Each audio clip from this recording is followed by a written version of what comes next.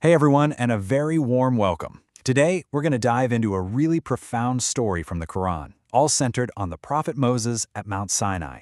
It's a story that's just packed with lessons on leadership, what it means to be tested, and a message that, you'll see, echoes right through to today. So let's jump right in at a moment of absolute crisis. So, we're dropping right into the middle of the action here.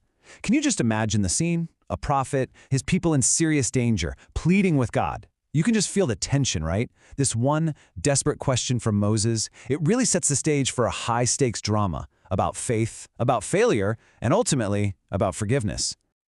So, where does this all begin? Well, our story kicks off at what is a truly foundational moment in sacred history, a pivotal appointment, right at the foot of Mount Sinai. So, to get ready for this incredible meeting with God, Moses, he doesn't go it alone.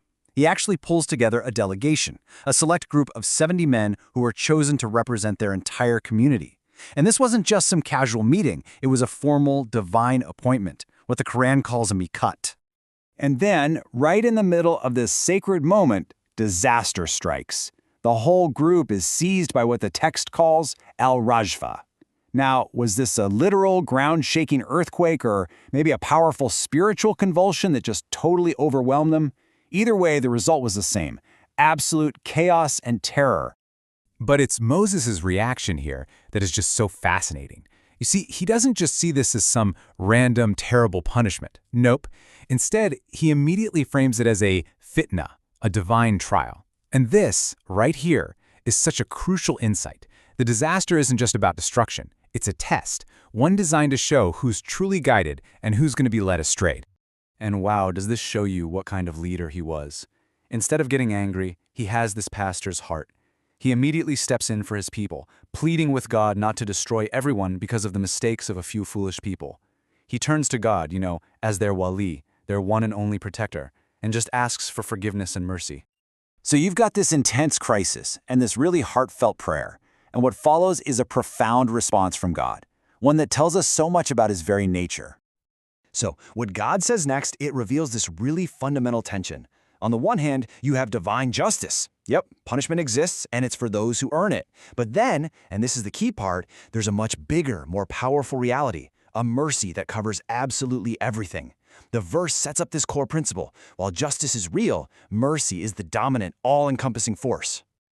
Okay, so who gets this special mercy? The text is super clear here. It's not random. It's for those who are mindful of God, who give charity, you see that link between faith and action right there, and who truly believe in the divine science. Belief and good conduct, they go hand in hand. And now, the story takes this really fascinating turn.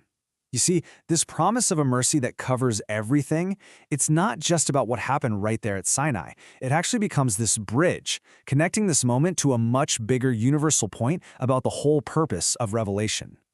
To make this point, the Quran kind of lays out this chain of revelation. It's like connecting the dots. It starts with the covenant with Moses at Sinai. Then it points to prophecies in the earlier scriptures, which then leads to the arrival of the final prophet. And it all culminates in a universal message for all of humanity. You see the progression? Now, this is a really big claim. What verse 157 is saying is that this final, unlettered prophet, who in the Islamic tradition is understood as Muhammad, is someone they should recognize from their own books, the Torah and the Gospel. So the idea here is all about continuity, not contradiction, between all these revelations.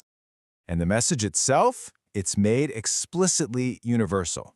It's not for just one group of people or one nation. The call goes out, and listen to how it's phrased. O mankind, to you all.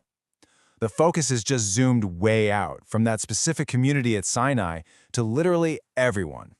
So now the story zooms right back in, taking this grand universal message and connecting it to a very real, very practical test.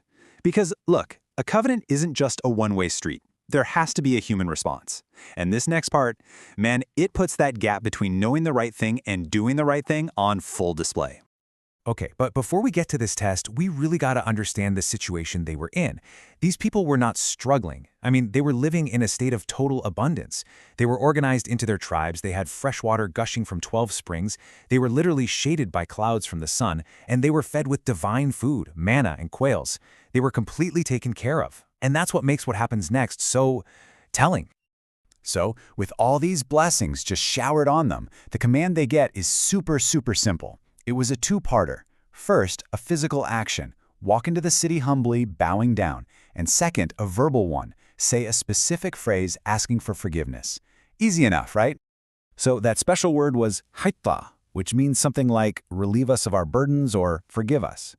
But, and this is the whole point, the test wasn't a vocabulary quiz. It wasn't just about saying the right word.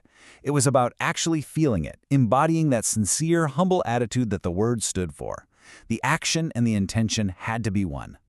So, what happened? Well, the Quran puts it so simply, it's almost chilling. The wrongdoers in the group, they just changed the words. They took this simple, humble command and just twisted it into something else.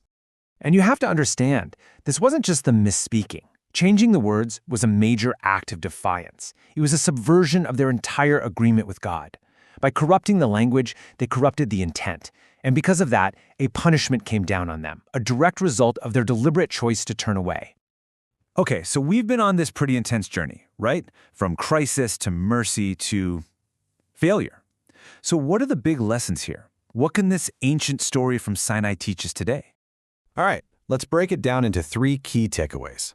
First off, covenant and conduct. Your faith can't just be an idea in your head. It demands real, sincere action. Second, prophetic intercession. We see this amazing model of leadership in Moses. He pleads for his people and, crucially, sees trials not as punishments, but as tests.